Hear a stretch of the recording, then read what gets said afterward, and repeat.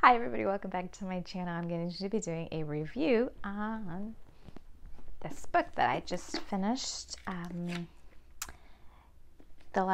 It's the book of the month, The Last Time I Lied by Riley Sager, national bestseller author of Final Girls, and Home Before Dark. Is it Home Before? No. He has another one.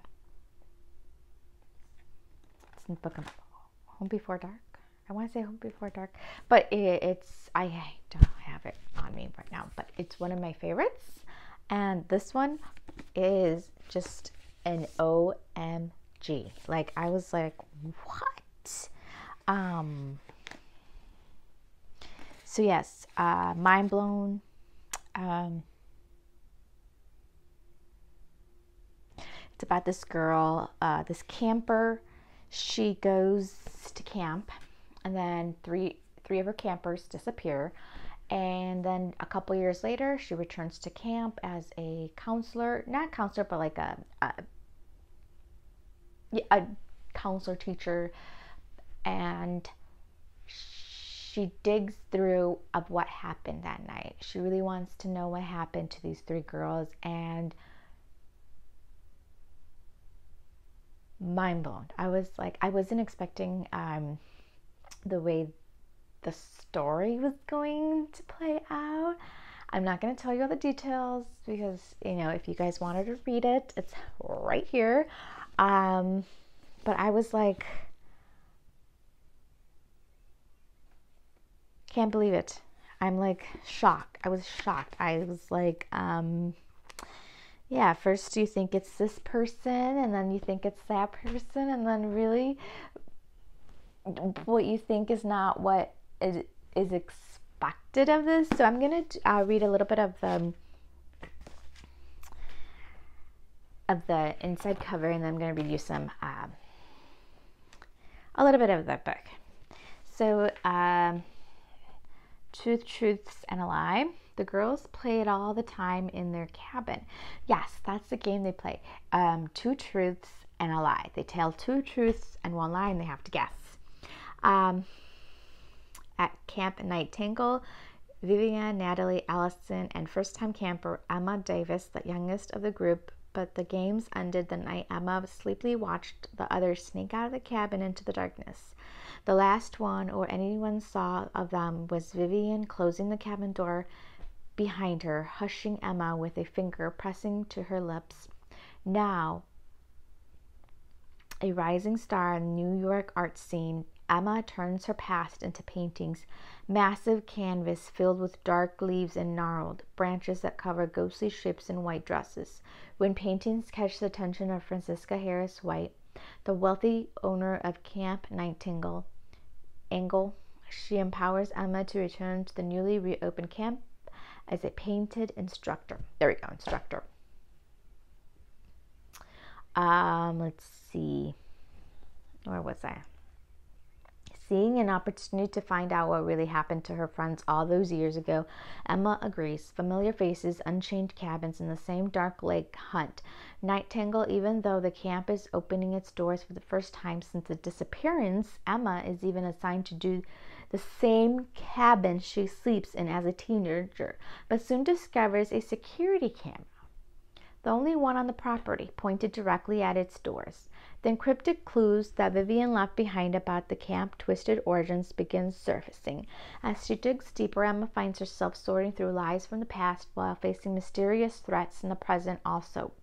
And the closer she gets to the truth about Camp Nightingale and what really happened to her friends, the more she realizes that closure could come at a deadly price.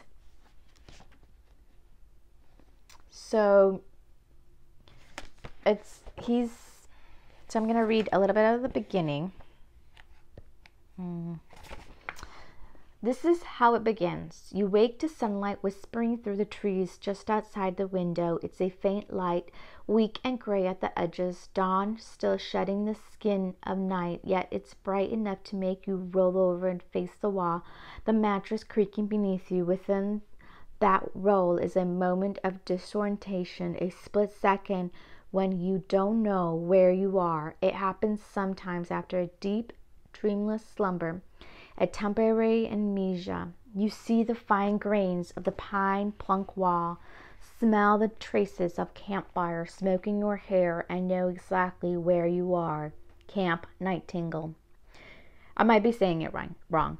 You close your eyes and try to drop back into sleep, doing your best to ignore the nature noise rising from outside. It's a jarring, disoriented sound, creatures of the night clashing with those of the day. You catch the drum roll of insects, the chirp of birds, a solitary loon letting out one last ghostly call that skates across the lake. The racket of the outdoors temporarily masks the silence inside, but then a woodpecker rat, rat, tat, tat subsides into echo, and in the brief lull you realize how quiet it is, how the only sound you're aware of is how steady rise and fall of your own sleep, heavily breathing. Your eyes dart open again as you strain to hear something else, anything else, coming from inside the cabin. There's nothing. The woodpecker starts up again, and it's a rapid jackhammering tugs.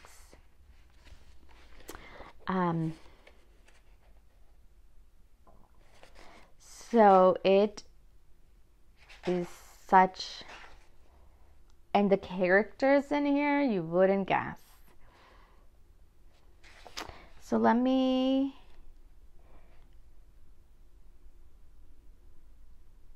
read a little bit of the ending.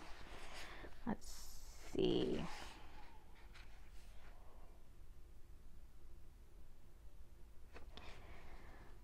The flashlight dies shortly after 4 a.m. I know the time because I check my phone as soon as a dying beam flickers into nothingness. I regret looking even as I comfort by the blue-white glow of the screen. Time continues to pass at an agonizing pace.